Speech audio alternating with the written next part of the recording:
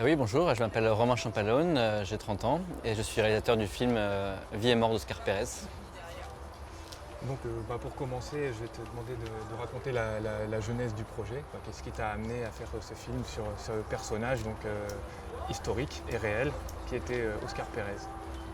Alors oui, en 2018, je suis parti au Venezuela pour réaliser un documentaire sur la crise économique. Et donc j'avais entendu parler effectivement de la crise qui sévit là-bas depuis 2015.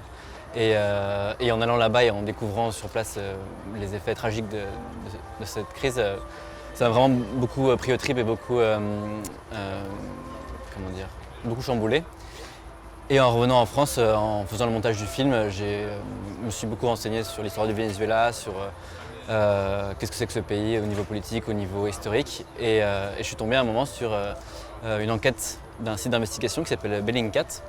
Et ils ont fait une grande enquête sur ce monsieur qui s'appelle Oscar Pérez, qui était un ancien policier d'élite vénézuélien et qui a montré ses derniers instants de vie sur Instagram devant toute la population vénézuélienne.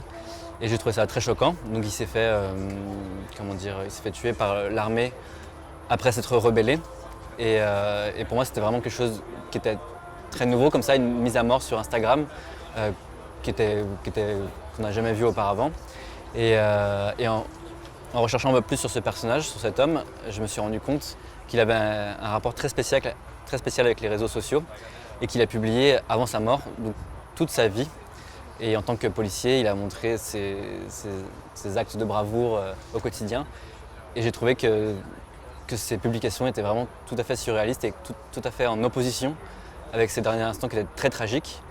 Et j'ai trouvé qu'il y avait quelque chose à faire au niveau filmique, qu'il y avait quelque chose à raconter entre ces deux parties et raconter une vie d'un homme comme ça qui a passé sa vie à servir à un gouvernement et qui après opère un changement complètement à 180 degrés et qui combat ce gouvernement. Et je trouvais qu'il y avait une grande tension dramatique, un grand paradoxe qui racontait beaucoup de choses sur le Venezuela et sur aussi notre monde contemporain, avec nos rapports avec les réseaux sociaux. Voilà, donc d'où la genèse. D'accord. C'est vraiment un film de montage. Tu l'as bien dit, tu l'as bien résumé. C'est donc sa mort qui t'a donné un peu l'idée d'en savoir plus et donc du coup d'aller remonter, chercher plus loin dans sa vie. Donc tu pourrais peut-être nous parler de comment tu as monté ce film, combien de temps ça t'a pris, quelles sources tu as consultées, voilà un peu comment tu as procédé pour le montage de ce film qui a nécessité une vraie écriture au montage, j'imagine. Alors le montage de la seconde partie qui raconte ces derniers instants était très facile. C'est la chronologie. Il a fait une petite dizaine de vidéos qui relatent ces derniers instants. Donc là j'étais très exhaustif. Donc j'ai montré vraiment toutes les vidéos qu'il a diffusées sur Instagram sur son compte. La partie avant, la partie qui raconte sa vie avant de se rebeller. Là par contre il y avait beaucoup plus de choses sur YouTube, sur Instagram, sur Twitter, sur plusieurs années. Et donc là par contre j'ai opéré j'ai un peu sculpté, j'ai un peu élagué et j'ai essayé de raconter un petit peu, si j'avais gardé toutes les images qu'il avait postées, il y aurait eu des heures et des heures de vol en hélicoptère, des heures et des heures de tir de revolver. Donc ça aurait été très très ennuyeux et donc je voulais vraiment tirer un petit peu sa psychologie et qui est cet homme et raconter des épisodes de vie qui fassent sens. Pas forcément de façon chronologique, et qui raconte comment cet homme qui, pendant 16 ans, était au service de son pays, qui était très très fier et très patriote, opère une rupture dans son âme, dans sa réflexion. Et voilà. Et donc j'ai essayé de retrouver des petits motifs comme ça tout au long de ces publications qui permettent de raconter ce basculement total d'un instant A à un instant B. Et donc c'était quelque chose, je me suis beaucoup imprégné de toutes ces images. Donc c'était sur 2 mois et c'était une période très bizarre et donc ça m'a beaucoup hanté. Donc ces images que j'ai pas tournées évidemment, mais j'avais toujours une vie comme ça que je connaissais pas et que je devais sur la table de montage recréer. Et c'était assez spécial comme exercice, je l'avais jamais fait auparavant. Et donc voilà, donc sur 2 mois. On a vraiment l'impression d'une descente aux enfers que tu racontes ça. Ouais. Est-ce que c'est Oui, non, c'est vrai. Et en fait, c'est une descente aux enfers, donc d'un point de vue humain, d'un point de vue personnel pour Oscar Pérez.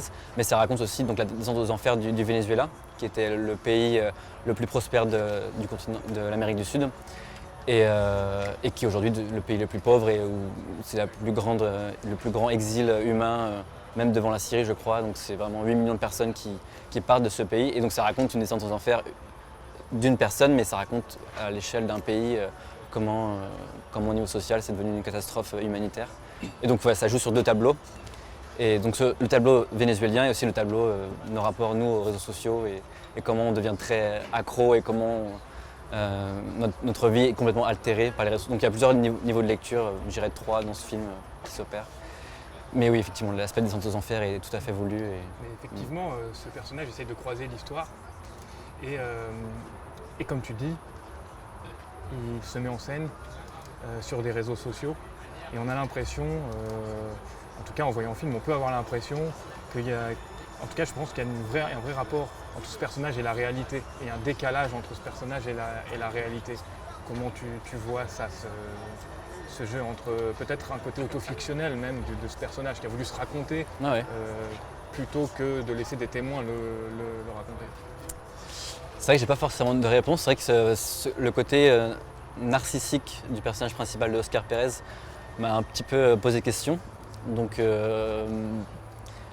moi je poste quasiment jamais sur les réseaux sociaux, j'ai pas vraiment un rapport tel qu'il l'a eu lui. Donc je comprends pas forcément, mais c'est vrai que oui, beaucoup de gens sur les réseaux sociaux montrent une vie qui est autre, mais lui il essayait de montrer, je pense, une vie qui était la sienne, une vision qui était la sienne, et c'est une vision un peu idéalisée, dans le sens où c'était quelqu'un de très patriote, très à droite, très régalien, qui servait le pays avec les armes. Et je pense qu'il a aussi joué beaucoup dans le clip commerciaux pour le gouvernement, dans des films d'action. Et donc je pense qu'il y avait une idée vraiment, comment dire, d'héroïsme. Je ne sais pas comment il a formé comment il a créé ce personnage en lui-même, mais je pense que ça a été une projection de ce qu'il voulait être, de ce qu'il voulait représenter. Je ne sais pas si il s'est montré lui en tant que personne. Il n'a pas montré ses fragilités. Il les montre dans les derniers instants de sa vie, mais il s'est toujours montré en tant que personne très fort, qui manie les armes comme personne. Et paradoxalement, les choses qu'il montre durant sa vie sociale sur les réseaux sociaux, c'est ce qui va le perdre, c'est ce qui va il va mourir par les armes à feu, par la violence. Et voilà, et donc en fait je ne saurais jamais qui est vraiment Oscar Pérez, on ne saura jamais vraiment qui il est, c'est vraiment une image qu'il a voulu créer lui-même et je trouve ça assez fascinant. Et je pense que c'est symptomatique d'une société où on est vraiment complètement accro à ces avatars virtuels que nous créons nous-mêmes et qui ne sont pas vraiment nous. Et alors je ne sais plus quelle était la question initiale, mais, mais tout ça pour te dire que voilà, qu'il a cultivé sa propre légende, son propre scénario. Et je trouve ça assez fascinant. Ouais. Merci beaucoup. Merci à toi.